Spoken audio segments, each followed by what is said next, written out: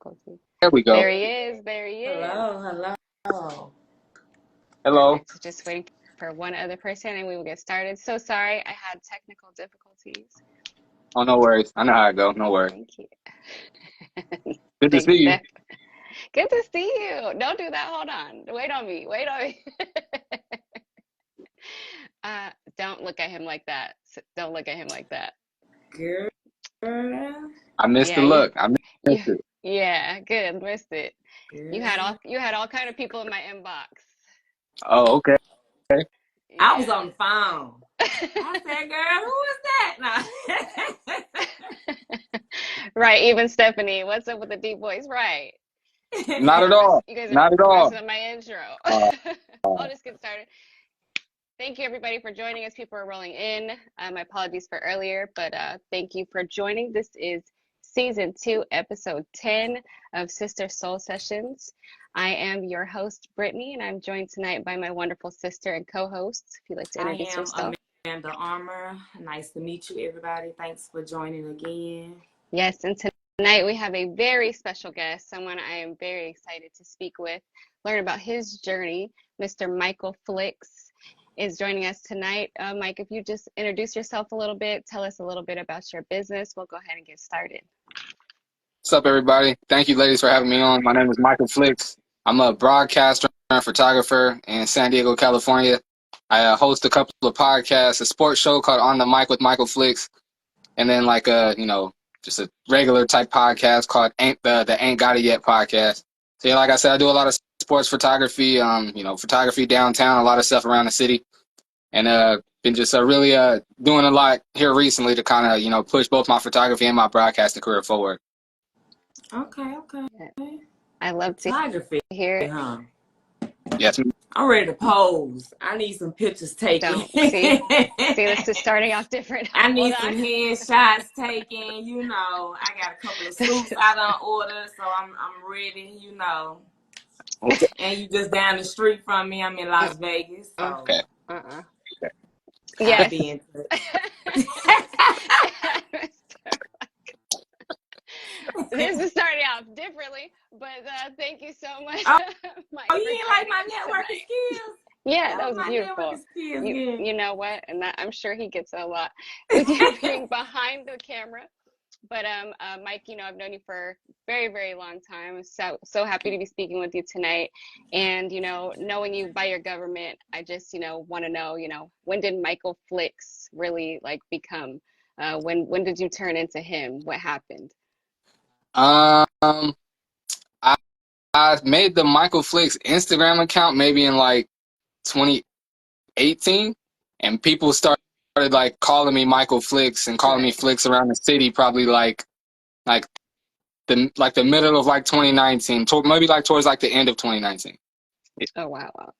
And photography, was this always something that you were passionate about? I know that you're an avid sports enthusiast, things like that. And so being at sporting events, I know was a natural thing, but what made you start wanting to capture that and become a photographer? Well, I took a video production class in high school, but I never did anything else with it. I remember my mom bought me a camera for Christmas, I think maybe the year after I took that class, and I never really did anything with it after that. And then honestly, I've always been writing. I wrote poetry, I wrote a few short stories, and maybe the third or fourth short story that I wrote, I was like, oh, this is pretty good. This would be dope if I try to make it a short film. So I bought a camera and started trying to film, but I wasn't very good.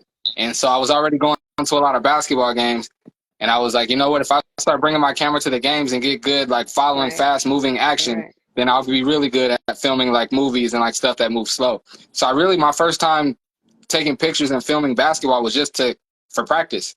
Wow. And maybe the third game that I filmed, the third or fourth game, I remember I was at Hoover.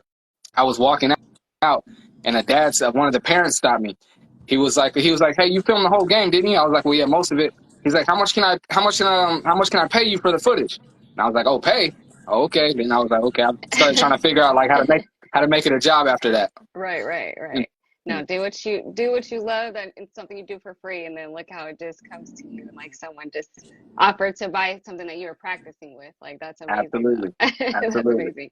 And then you're multifaceted, so yeah, you were filming and things like that, but now with the broadcasting and being someone who has multiple podcasts, where does that come from, and like how do you juggle it? Because I know, like, we talk every day just on getting this out.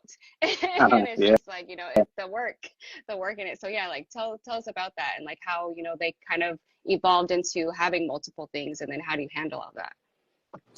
I, I started my first podcast. Actually, my very first podcast is right after I had my first son. He's 8 now, so about 8 years ago. Wow.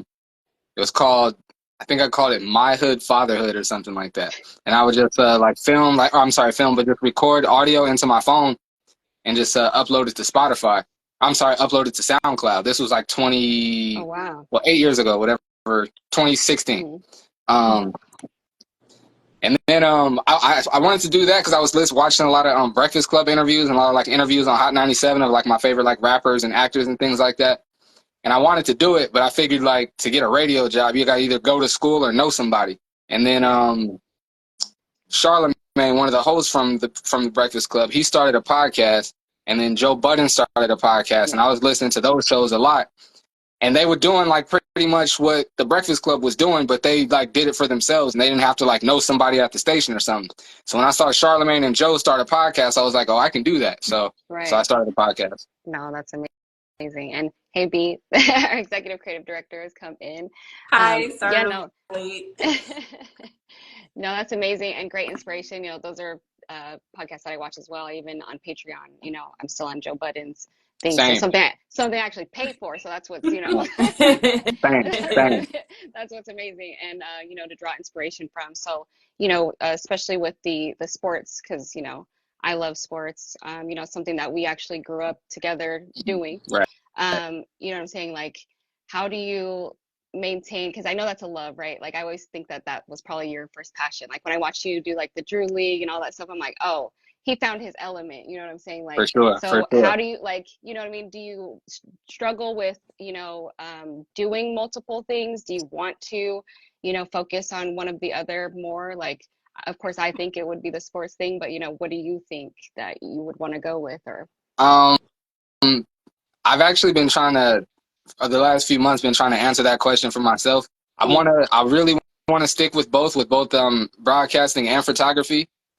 I feel like whenever I give more time and energy to one, it starts to like do the things that I want it to do.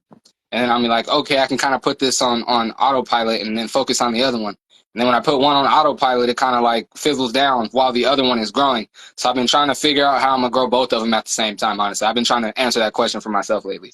That hustler spirit, I think that's what we all struggle with building the business and wanting to be jack of all trades, but knowing that, once you really hone in on one thing, that's where, it's going to grow. But yeah, I mean, it's beautiful. Like I said, you're doing it in all arenas. I saw one of your recent interviews, Mitchie Slick. If you're from, listen, I was about to say a different word for it. If you're from San Diego. Right. I almost, if you're from San Diego. But tell me about that, man. Like, how do you feel? Because, like, to me, that's like those milestones where it's like, okay, all right, I'm doing it. I made it. Like, is that how you felt? Absolutely. I had already done a couple of things before that to kind of like give me that feeling. But when I first started my broadcast career, he was a person that like I really wanted to interview. It was Mitchie Slick, Norman Powell, who plays for the Clippers, and then Paul Rudy, who's the host of a football show here in town. And I had the other two already. And when I finally booked Mitchie Slick, I was really excited. I actually bumped into him last basketball season at a high school basketball game. Wow. And he was I don't know if you guys are familiar with Mikey Williams. He's a big national star, but we were at one of his games. And I was down like near Mikey's team, like, cause I was working, like they booked me and I was there like working and filming. And I heard someone go, "Hey, where Mikey at?" And Mitchie Slick has a very like recognizable voice. Yes. As soon as he said that, and I hadn't seen him the whole night, like the whole game, I hadn't seen him. When I heard him say, "Hey, where Mikey at?" I was like, "Oh, that's Mitchie Slick." And I turned around and I stopped what I was doing and I like ran down there and like took a picture of him and Mikey. And Right. at that point, I had sent him like maybe like 4 or 5 DMs, maybe. And a couple of them he had opened, a few he hadn't opened, and he hadn't replied to any of them. Right. And so when I seen him at the game, I took the picture. I ran up. I introduced myself. I was like, "What's up, bro? I'm Michael Flix. I'm the one that's been trying to get you on the podcast." He's like, "Nah, bro. I know who you are. We're gonna make it happen." And then so I we love it. exchanged info. And like I said, that was almost a year ago. So still, even after meeting him in Yeah. person and getting his information, it still took another year. But I know he's a busy guy and got a lot of stuff going on. But yeah, after what, 3 years of asking, and then a year after meeting him, I finally was able to make it happen. It was really exciting. He was No, very that's very beautiful. open, very Yeah. candid. He shared some stuff that he said he hadn't really, he said like to some friends and stuff, but he had never like shared it in a public forum. So it was really dope. It was Wow. really, really dope experience. Yeah. No, that's amazing. The persistence paid off. No, Uh, that is amazing. No, and it's I funny. always It's struggle with funny. We that. laughed about that on camera because he was talking Oh about yeah. how like he like wants to get things done and he'll like send 1 or 2 messages and it makes him feel weird. He's like, "I'm Mitchy Slick, bro. I can't be just sending a million messages." I was like, "Bro, I send a million messages." He was like, "Oh, I know." No, that's amazing. Mike, what it do? Yes, everyone that we know is getting in here, Oh, but what's up, no, man? that's amazing. And to know that, you putting in 3 years, like, Mhm. so that's the thing, especially with starting something like this, you hear like, oh, everyone does a podcast or everyone, that's what you start to hear, of course, when you start doing something. Yeah. Um, Yeah. but to really have those moments where I was like, nah, not everyone, Right. does this. Uh-huh. You know what I mean? So really having that aha moment to yourself, um, but before that, before those big moments, like what kept you motivated and brought you to that 3 years of asking, just the one person, because that was just the one person. Right. Right. Like And to had to be send a clear, message. there's been a bunch of people that I've asked and they will open the message and I'm like, so I know they saw it, so maybe there's some interest. And a few months will go by and I'll shoot another shot. But there's not just Mitchie. There's been a few people that I've reached out to and it took a while to get them on the show. But what keeps me going really is I just love what I do. I just love what I do. And I knew when I first started this, I knew it wasn't gonna yield much for the first little while. And I was okay with that. I already knew that just listening to some of my other favorite podcasters talk about it. Right. And then I saw, I forget who it was. I think it might have been Kev on stage. I forget who it was, but I heard someone say, "Are you prepared to start a podcast and get only 10 views for the first 50, 60, 70 episodes? Just 10 views." Mm-hmm. He was like, "That's what it's going to be. So if that's going to bruise your ego, if it's going to like make you not want to do it, then don't even start because no one's going to watch when you first get started." And I was already experiencing that and have been doing it for a while. And I'm like, bro, people need to start tapping in and seeing what I'm doing. Yeah. And then I saw that and I was like, okay. So when did it, and that, I mean, it's really motivational for us. We started this in what, June? June of last year. Almost yeah. a year. And we've even had like some of the guests that we've had, I'm like, oh, you said yes, or you know what I mean? Like, I don't, things like that, but it's still like, yeah, and that meant nothing. I mean, it meant a lot, but it meant nothing to where you feel like this, where you will jump from or things like that. But definitely just a learning and growing experience. So I loved that I got to watch your experience in particular, because you went through so many different platforms. Mm-hmm. and then really found your niche and like really combined some things. So that's why I wanted to ask you on. Like, I really wanted to give you your flowers and recognize what you're doing. And you really went in like full time. Like, I saw the switch and everything, and I was like, oh, okay, so that's, you know what I mean? Like, you're one of the people I get to watch. I'm like, okay, so that's what you do next, and that's how wow. you keep going. Because I'm not even like a person that really likes to be in front of the camera.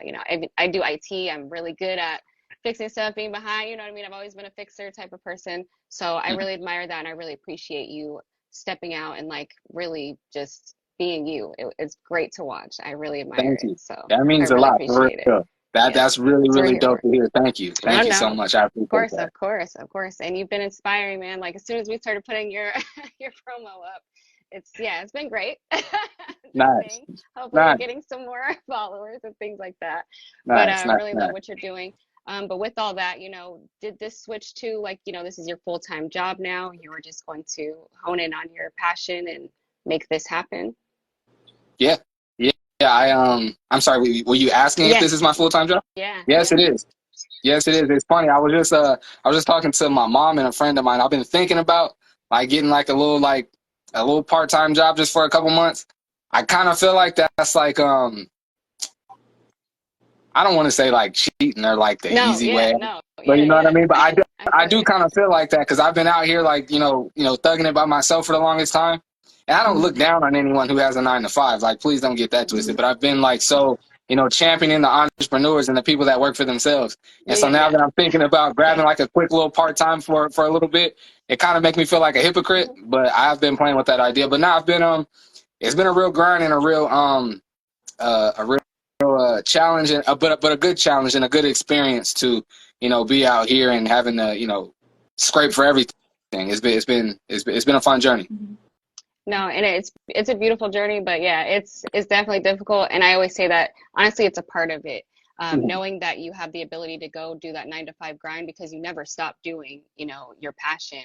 It's just Mhm. now you've opened yourself up to like, I'm going to make sure I do everything to project this. So that includes putting all my money into I gotta make it. You know what I Right, mean? So definitely, right. we all have full-time jobs, doing multiple businesses, things like that.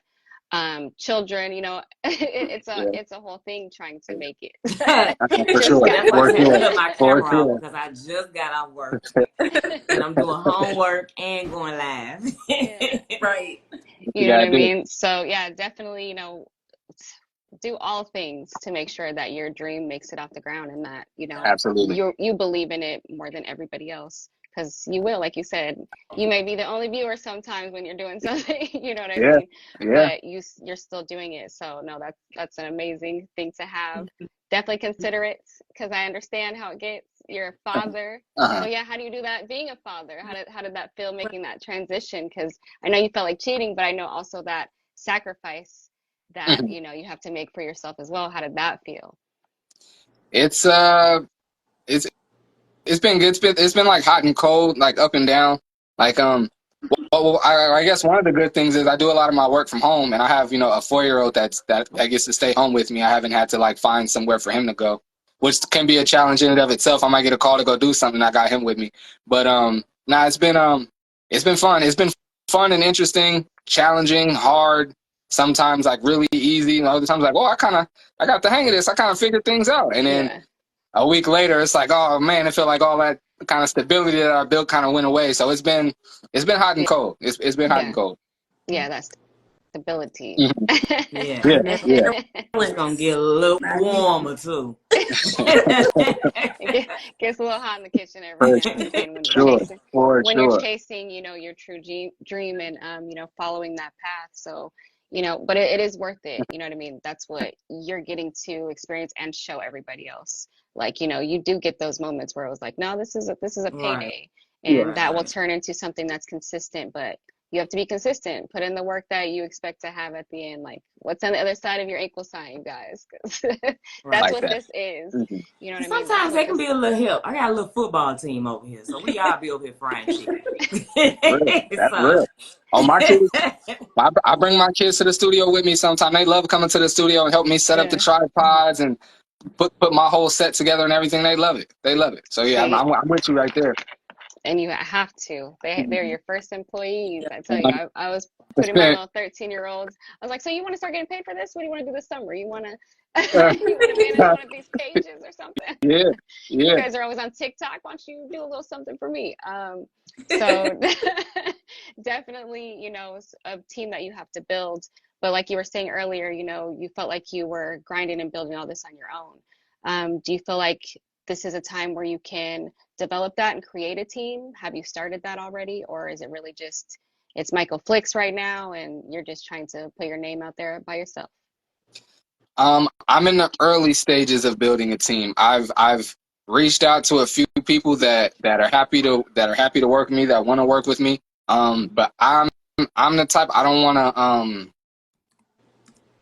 want to use anyone or misuse anyone rather. Okay. And so I don't want to bring anyone on until I can give them what they deserve to be with me. I've had a few times where I've like, because my goal is to be able to cover as many games as possible during the basketball season. Right.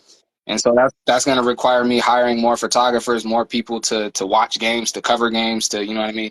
And I've done that I've been able to do that a few times, like send people out to games. But like I said, I know how time consuming filming a basketball game is, how like a lot of people think like, oh, you're just pressing a button, but it's a lot you have to pay attention to. And I know that. And so I wouldn't want to, send someone out to work for me to do all of that and not be able to give them what they deserve. So that's been, and there's been like the people that I've reached out to, they're just happy to work. They're just happy to be like kind of in the space and in the industry. And so I get that. Like I've been there too, but I know that only lasts for so long. You know what I mean? So I want to be able to take care of people and give them what they deserve. And then on the broadcasting side, I've got a few people that happy to say I've got a few people that are looking to start their own podcast that are happy to just come and help me set up my equipment and just kind of, I'm good, and just kind of sit in the background and just, watch and take notes. And so on the broadcasting side, I do have a little bit of help, maybe like, 2 or 3 sets of hands, but on the photography side, it's still been a struggle. That's a lot. Yeah. You're out. Yeah.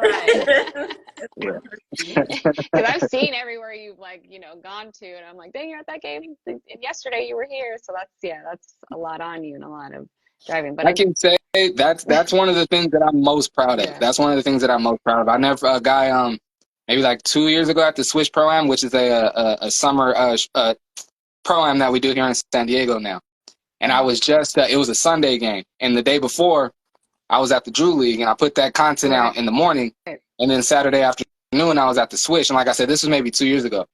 And I walked in, and one of the coaches there was like, damn, Flix, you be everywhere. And that was my goal, because at that point, I was just trying to pop up everywhere. I wasn't even really charging people anything. I wasn't really making much money. But I was like, wherever a ball is bouncing, I need to be there. I need to get content out. I need to get my name out. So when he said that, it felt really good. Oh, and to that, I ran into a guy, I forget his name. We weren't like friends. We were just like acquaintances from seeing each other around. I do a lot of work downtown. And I was down there one Tuesday, and it was the same thing. This dude had just seen me up in LA on Sunday, and then he seen me downtown San Diego on Tuesday. And this is actually when Nipsey was still alive, and I'm like the biggest Nipsey fan ever. He was the first person to call me Flixy Hustle. He was like, young Flixy Hustle, you be everywhere. I was like, oh, I'm keeping that nickname, bro. I'm keeping that one. I'm keeping that one. No, that's amazing. Oh my gosh, yeah. No, but to realize that you're in alignment. Don't make me cry. I miss that man. For real. For real. He was a real. No, it's amazing. You know what? He was. I'm telling you, like when I first started my business, I remember reading the story about how he sold his mixtapes out of the trunk of his car for $100, and everybody was like, "Ain't nobody finna buy that for $100." And Snoop Dogg, Dr. Dre, they bought it, and everybody told me the same thing. Ain't nobody finna buy no lip gloss for $20, and now they buying it like crack. So yeah, that's what's up. That's what's up. That's what's up. That's what's up. You have to have that hustle mentality. And as we're saying, like he wanted his name everywhere. He was just gonna pop up. Like it didn't matter everywhere. How far the drive and things like that. But with that and you chasing your dream and always on the go, that happens to me all the time. You always be on the go. I usually got a tripod. I couldn't find my tripod to clip it in. My bad. All the time. No worries. I've literally had fires blow up on this thing. Right. I mean, man. Yeah, we done had our whole set fall down. We going live. All you hear is us scrambling, trying to get it together. So, learning experience. Right. But yeah, with that though, can you share a little bit about your experience of building this and like the challenges that you faced along the way? Because, I know with you being a dad and you having to be everywhere, like what are those, I did blow up stuff. What are those challenges that you faced with just building it and with continuing to build it? One of the biggest challenges has been like feeling like rather that I don't have the time to do everything that I mean, like any entrepreneur, anybody building something, just feeling like I don't have the time to do all the necessary things, because like starting photography, you think like, oh, I'm gonna take pictures and go home and edit them, but then you also gotta like come up with marketing plans and different ways to promote, and and so there's so much that you have to do, and especially when a lot of my job is to be visible and to make myself and my content visible. It's a challenge to, I'm like, I can't tell you how many times like I'll edit the content, I'll edit the reel that I'm gonna post on my laptop, and then put it on my phone and like edit the caption, do everything, like have it all ready, and then never even post it because I just like there's so many things going on. I'll put the phone down and get back to work or make lunch for my kids or do something, and 3 hours have gone by, and I'm like, ain't nobody really reacting to that post I made. And I go and check, and I never even posted it. Right, You know what I mean? right. So just feeling like I never have the time to do everything. And then also, honestly, a big one for me was getting over a big spell of imposter syndrome. Mm. When I first started, there were so many photographers that have been doing it like on a big scale, Right. especially in the sports photography space, having NBA games and SDSU games and all, and I'm at games and I'm standing right next to them, like people that I admire in this space, and I'm at a game now and I'm holding my camera and I'm right Feel next like to you're them. pretending. Yeah, Yeah, and I'm like, yeah. they done been to school, they done this and done that, and I'm not classically trained in this. Like I taught myself how to take pictures and to do video. You know what I mean? So when I see someone that I know has been online showing their degree or like showing all these things that they've won in this space, and I'm right here next to them, I'm like, I don't really know if I belong here. You know what I mean? Yeah. But it took a while for me, like just putting out good content. People reacting to it and appreciate it. Prominent people like sports figures in the space reacting to and appreciating my content. That was actually a big thing for me. Having actual basketball players, like my content, like NBA players and college players like my content. That was really validating for me to make. I was like, okay, if they like it, then I'm doing something right. I belong here. If they like it, then I belong here. Right. So that's when you knew you was on something, like this is where it's at. Yeah, for sure. No, that validation piece is really big, not only from outside sources, but like really when you decide within yourself, you know, like I am where I'm supposed to be because, you know, I am creating the content I love and people are enjoying what I love. You know what I mean?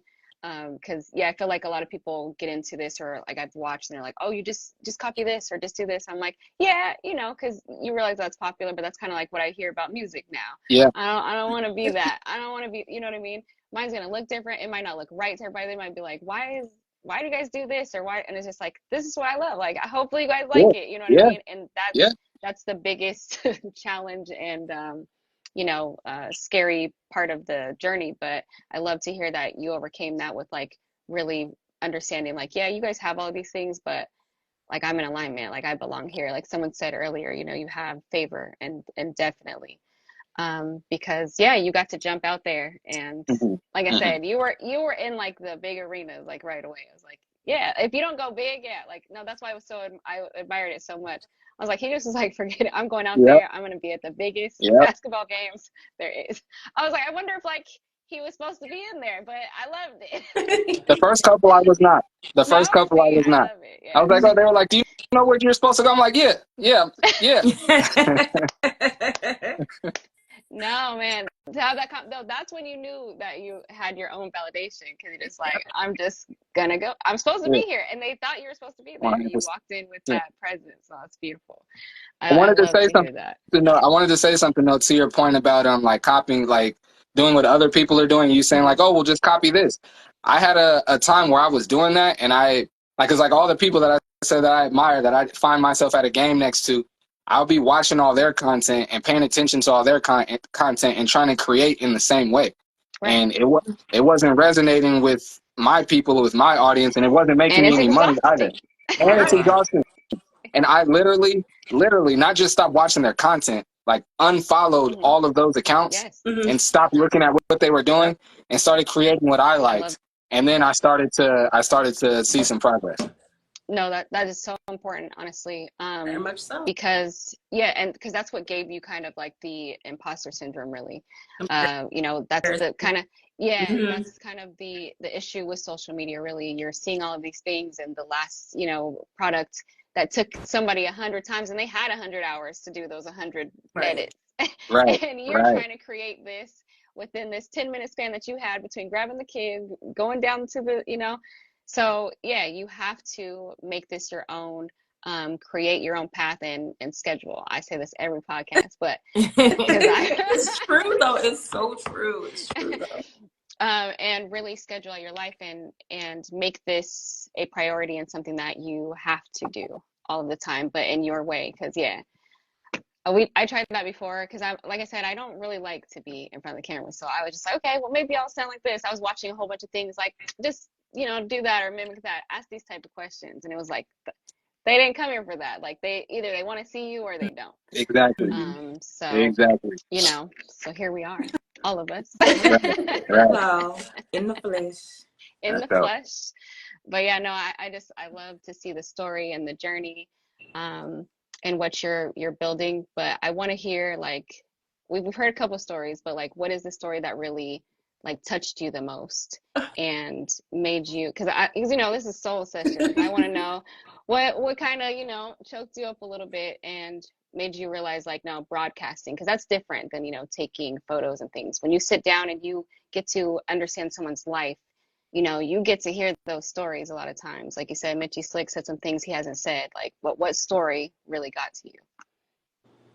Like a story that a guest told me on the show is what you're asking? Yes. Mm-hmm.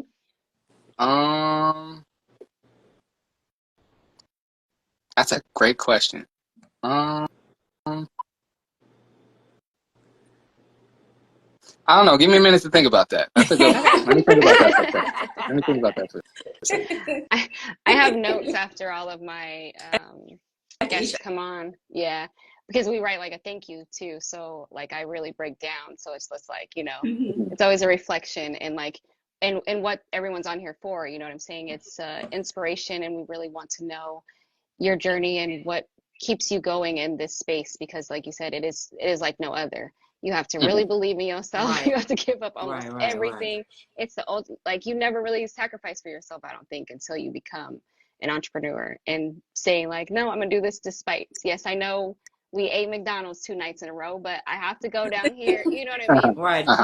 Do you have some motivational music, motivational speech? Like, what keeps you motivated to say, this is what I'm going to do no matter what? Because we all know being an entrepreneur is not easy. We come across attitudes, mean people. People don't want to pay. People who will say they don't like your photography. You know what I'm saying? Oh, this picture didn't turn out right, knowing it was them, Did a little workout a little bit. You talking about doing all this editing. So... Said like what, like motivational music or anything that I have? Yeah, like what's your motivation to keep you going? I mean, the generic answer honestly is my kids. But other than that, I really like the vision that I have for both my broadcasting career and my photography career is pretty grand. And I'm having a lot of fun taking the steps to see that come to fruition. I really enjoy when I unlock a new door and go through and see like, oh, okay, like I didn't know this door was here. Like I didn't know when I did this, it would unlock this and lead me here. This is dope. This looks like the next step that I'm supposed to take. So those moments keep me really motivated. And just like I said, I have I see my this is gonna sound really cocky. I see myself in a big way, like in a big space. We own it. I see myself in a big space and doing some really big and really dope things, not just for my city, but just on a really, really, really big scale. I see that for myself. I do. I've prayed about it. I've written it down, and I see that for myself. And I'm really like I said, I'm just really excited every time I take a step, and it looks like the progress that I've been envisioning for a long time. Because for a long time I was doing things, and I felt like I was moving forward, but it didn't look like what I don't know if what I'm trying to say is what I wanted it to look like or what I thought it might look like. Right. Like it was progress, but it still wasn't like I still had another 10 miles to go before it looked like the beginning of what I envisioned. You know what I mean? Yeah. And so now that I've hit like the beginning of what it looks like to me, that's really exciting, and that's got me very, very motivated right now for sure. Okay. So when you have those moments that aren't as grand and they're more linear than, you climbing that scale that you have set for yourself, what in those moments, what are you saying to yourself? Like when you look in the mirror, like just like, nah, like, are you reminded of just like, no, it was good and it will be good again? Because, some people do that. or do you have some type of like motto that continues to push you to get past those hard times? Like, how do you get past that? Honestly, it's a Nipsey line. He's got a line, I think it's on Million Why You Young. He says, get that shirt up off your get that dirt up off your shoulders, step your game up. That's the line that I always tell myself. Like when I feel like I'm feeling sorry for myself or like looking at somebody else that I feel like is like ahead of me or like just moved ahead of me or whatever, I think about that line and like, man, stop feeling sorry for yourself, bro. Like there's work to be done. There's more work to be done. And rather than feeling sorry for yourself, figure out what the next step is. So okay, that's so kind of what I've been your doing. voice is a coach too. Okay, mine Yeah. is. Yeah, for sure. Okay. For sure. My inner voice, like, girl, you know, like I always, you know. I've definitely, and it's not, I don't want to front and make it seem like it's this quick thing. Like I go look in the mirror and give myself this speech and I can get right back to the grind. I've had weeks, months where I was down and I felt like, I don't know if this is really what I'm supposed to be doing. Like I might want to pivot and figure something else out. But you know, you figure, like I said, you unlock another door, you figure something else out, or even if that doesn't happen for me, I'll just get up and just do some work, even if it doesn't really feel like much progress. I'll just do something that could be beneficial in some way, and just after I finish that one, I'll find something else to do, even if it's not really like linear or it's not on the list that I've made for myself for the day. I'll just find something that's a forward step for either my broadcasting or my photography, and I just try to find something to do and then find another thing to do. And staying busy doing those things, you don't really have time to think about how sad you are, you know what I mean? And then by the time you've done 5 or 6 of those things, you've made some actual progress. Anyway. Exactly. Right. I love that. I always say that, do something that is either a learning curve or something that gets you to where you're trying to go to. Well, you can't just get there right now. Like you crawl a little bit, you know, you got to go through the mud. You got to, you know, sometimes you got to use some elbows. For sure. No question. You should have joined our vision board party. I know. We having another one next month. We would I love was just about to say, let me know. Let me know. I'll come. Okay. Let me know. For sure. Yes. See, don't. What's in that cup? It's tea. It's tea.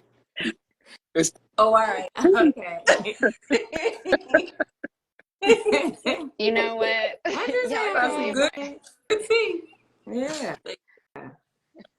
Big Mike in the house, always. He's always been Big Mike in my life. This has continued. I love this shit, you know. Told me you had a baby sister. See? I've known Mike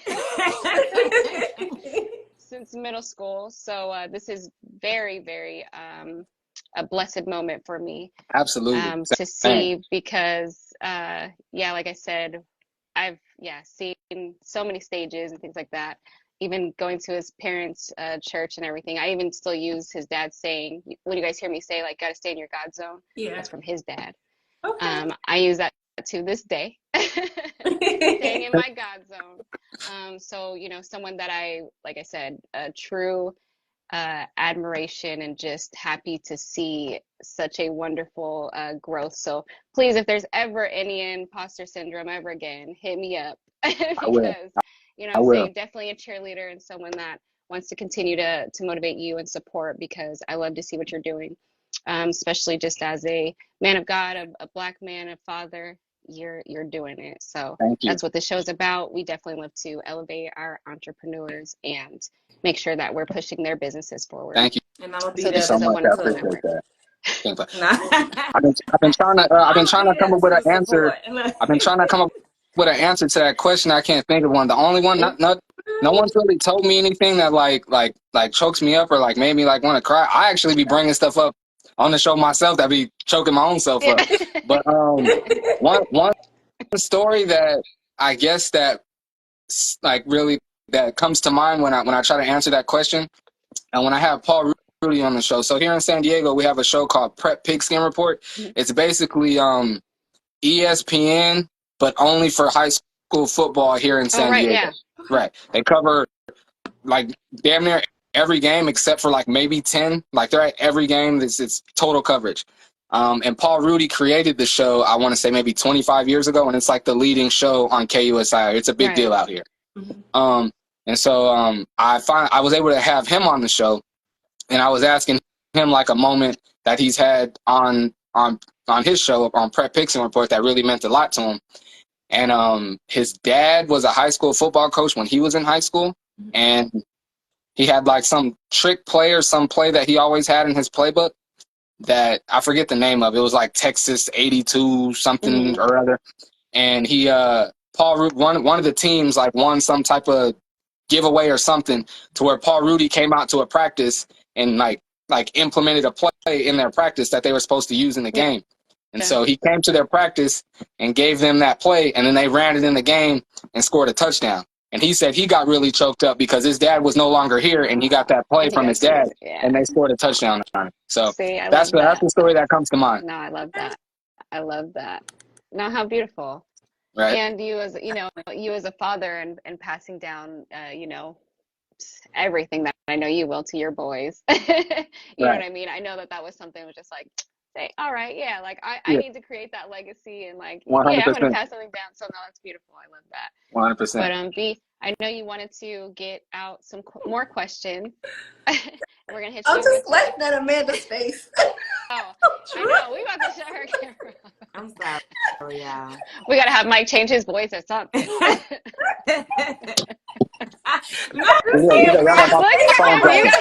Y'all got my phone dropping. Oh man, Y'all making me nervous. I told you I had just got out of work, so these kids just around here just doing what they want to do, not what they supposed to be doing, because they know I'm live. Excuse me. Okay, so I just have 3 questions. Okay. First question: what always makes you laugh? What always makes me laugh? Yes. A good stand-up comedy special. I'm a big comedy fan, like not just comedy routines, but comedy movies. So a good movie. This sounds really bad. This is really bad. But Okay. when small children fall down, it's the funniest thing in the world to me. Oh my god. What the fuck? As long as it's not like head first, like as long as they don't hit their head, falls that you know they're okay, not like a dramatic, like an injury. Yeah. Like when you know they're okay and they're being all But dramatic. you're gonna laugh every time. Yes, it's the funniest thing in the world. It's the funniest thing in the world. My daughter, she'll fall and she'll just lay there. And I called my sister one time and I'm like, and she's still on the floor, girl. Like, please tell your niece to get up. Like, and what's she didn't even bad try about that to get up. What's bad about that is both my kids hate being laughed at. Like they hate being laughed at. No. So when they fall down, I'll be, you all right, bro? Get up. Right. All right, next question. What word do you absolutely hate? What word do I absolutely hate? Yes.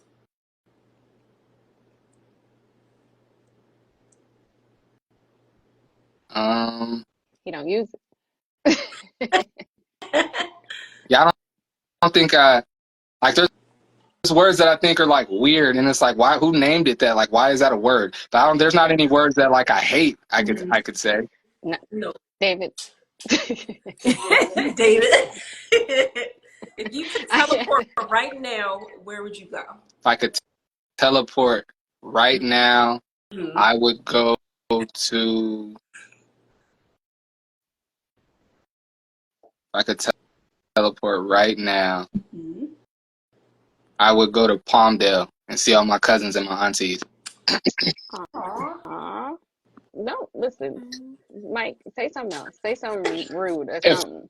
If I could teleport right now, I would teleport to the best NBA game that's on right now. I would teleport there and go watch the game. You gonna be there anyways. It's gonna happen. Talk about it. Talk about it. All right, I like that. What's the best NBA game though? I don't know who playing, but if the Lakers is on, that's where I'm trying to be. Okay. Just Who would the Lakers be playing against? Put it on the back one. Clippers. Either Lakers Celtics or Lakers Clippers is the game I want to be at. Ooh. I like the Celtics. Would be a good one. Team, ain't it? No, see, you're out again. You're out again. Okay. So if you could have one interview though with your favorite sports, dead or alive, icon, Who's that interview with? Um,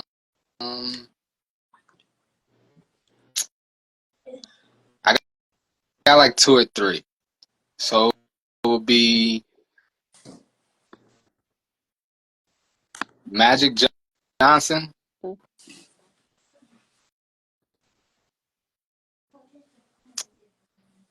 Deion Sanders,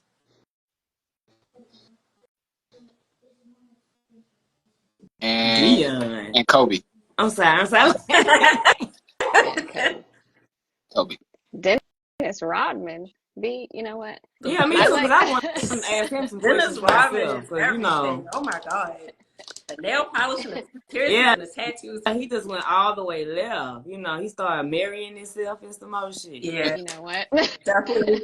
He's too far So gone. they're going for interest. You're going for legends. Yeah, people got legends in here. He is a bomb player. He really I is, though. In his I prime. wanted some inside detail, of course, especially with Magic. I thought you was going to say Michael Jordan, but. Yeah, we thought you was gonna say We don't Michael. care about. I was about to say years ago that probably would have been an answer. I think I know everything I want to know about Michael Jordan at this point. Mm-hmm. I think if I learn any more about Michael Jordan, I'm a lose respect, even more respect. But that's a whole Oh, nother no. conversation. Yeah, That's a whole because nother those are the things we don't conversation. know. Yeah, those are the things we don't know. Michael, That's the he thing. didn't mean that. He watching. He a fan of mine. He didn't mean that, Michael. I'm sorry. You probably I probably shouldn't have said that. You're probably right. This is gonna come out some year. Right, Where you just, right, like, right. I'm be trying to get him for an interview. He'd be like, "Nah, I saw what you said." so do they. Yeah. No, but I was going to ask you about because she brought up Dennis Rodman and Shaq was just talking about it on his new podcast, Mm-hmm. and like how he would just like leave the game and then get dressed and go to the club and be dancing all night and stuff like that. But it just really actually made me think of all of the sport podcasts that are popping up and just podcast period. Mm-hmm. How do you feel about that? And how do you feel like you have to set yourself apart to make sure that your show is something that's watched? Great question. I love all the athletes and current and former that are starting Yeah. podcasts. I think it's dope. I think it's one of a kind insight that we couldn't get otherwise. You know what I mean?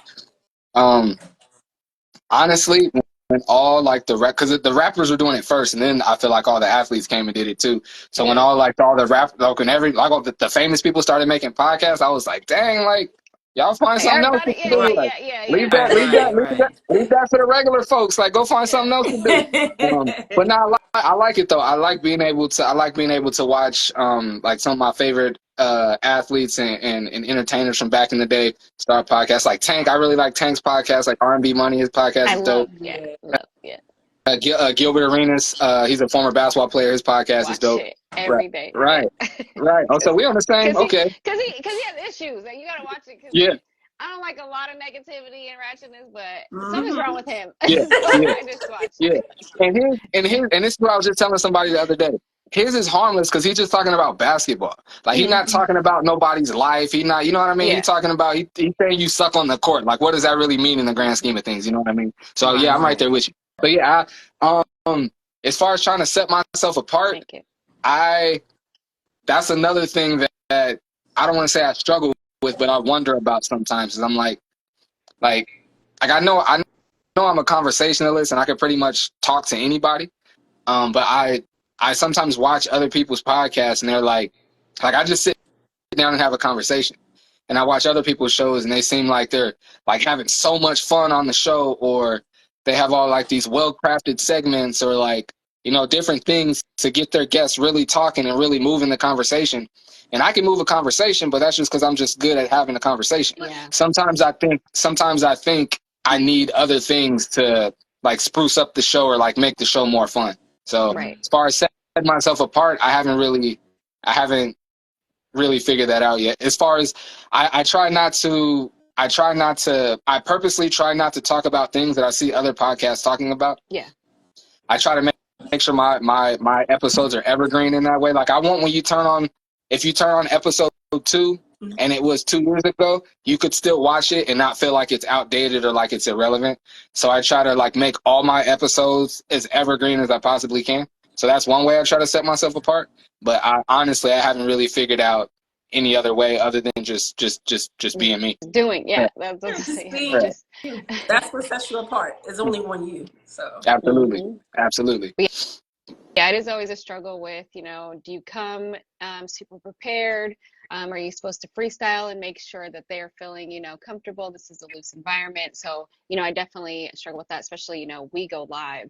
So it's, something that's like this, most people only pay attention to something on live or like on Instagram for 15 seconds. Yeah. You know what I Yeah. mean? So Yeah. how are you, keeping someone engaged? And we have like the full hour and making sure that not only are we engaging with our guests, but making sure that their story means something. And, there's so many layers and levels to it.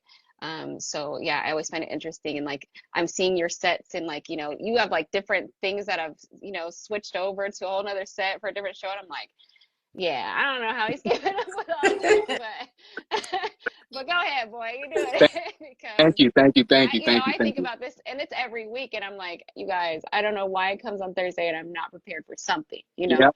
Yep. So yeah, it's amazing to see that you're Thank doing you. multiple shows Thank and you. different sets, Hmm. and yeah, it's really coming together, and they don't sound alike at all, which is great. That's good. So I really do like that. Yeah, no, That's it's good. coming. It's really coming. I was, Thank you. I appreciate that. I was worried about that because I know and because all I do is just sit down and talk, like on the sports show, I don't have like these like crafted sports segments, or like when I'm talking to the entrepreneurs, I don't necessarily have questions that you could ask each and every entrepreneur. Every show, really, I have like 3 or 4 questions that I know I want to ask, and I don't really put them in an order, really. I just write them down. Like for me, I don't really need to study stuff too much. If I write it down and look at it once, it's pretty locked in. So I try to just like write my 3 or 4 questions down, and I'll usually know like the first one that I want to ask. But other than that, I'll just freestyle it and wait for a good time to insert that question. And then sometimes there's not a good time to insert the question because so when the person is talking, I'll be thinking like, okay, my Yeah, I next hate question is that. going to be Yeah, this. yeah. And then they'll say something like you've done, like you guys have done a great job of doing. Like when I say something, you'll ask a question about what I just said. I try to really do that so it's an actual conversation and it's actually engaging to the entire audience, not just fun for the person who I'm talking to. Right. But when I do that, sometimes I might forget a question or two and be like, "Oh man, I meant to ask this." But yeah, that's pretty much it. Just trying to like I do in each and every conversation, whether I'm on camera or not. I try to listen to understand rather than just listen to respond. And so, like when you're doing a podcast or when you're interviewing someone, I feel like that's probably the most important skill to have, is to listen to understand, so that you can have an engaging conversation. And so like you said, they could feel like they're there being interviewed or being able to share their business or their life or whatever they're there to share, rather than just like, okay, when'd you get started? Okay, what's your favorite thing about this? Like, you know what I mean? So No, it can get really elementary, sometimes. yeah, for So sure. yeah, For sure. no, I feel you. I go through it every week. But as we round this up, I want to definitely plug everything and where you will be next. So if we could, who's pinning? I don't know who started this. If we can pin Mike's pages, some places where you guys can catch him next. He is actually everywhere. So, Try to be. and I Try to know be. that the summer league's coming up, all of those He things. has his So links be so I I already can pin know. Mhm. So we will definitely put all of your information in. If you would like to do an outro for just yourself, just so people know how to reach you, Mike, how to view all of your shows, I want to definitely make sure that we support that and get that out there. Absolutely, absolutely. Well, I mean, if you're here, maybe you already follow me or see me on Instagram. But on Instagram, I'm Michael Flix with an X, not with a CKX, with Flix with an FLIX. My YouTube channel is Flix Media Network. So just look that up on YouTube. Flix, FLIX Media Network, spelled the normal way. All my shows, everything I do, all my podcasts, they're on my YouTube channel. And then for each show, I put out clips on my Instagram. My sports show doesn't have its own Instagram page. I pretty much just put all the clips for that on my Instagram, on my personal Instagram. But my other podcast has a show that Ain't Got It Yet podcast. It's Ain't Got It Yet pod on Instagram. Oh, and then I have a wine show actually. I have a wine show where like a group of like 5 or 6 people come,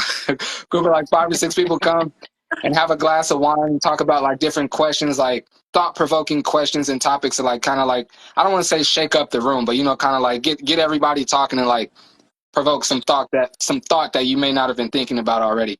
That's called Why You Always Whining. Yeah, I love it. And that's Okay. the name. Yeah, that's the name of that show. Why you everything's spelled the normal way except Why You Always Whining. It's wine and then yeah, just with an N on the end. Why You Always Whine and then the letter N. Why you always whining? Exactly. I know it's not a song, but Exactly. yeah. Exactly.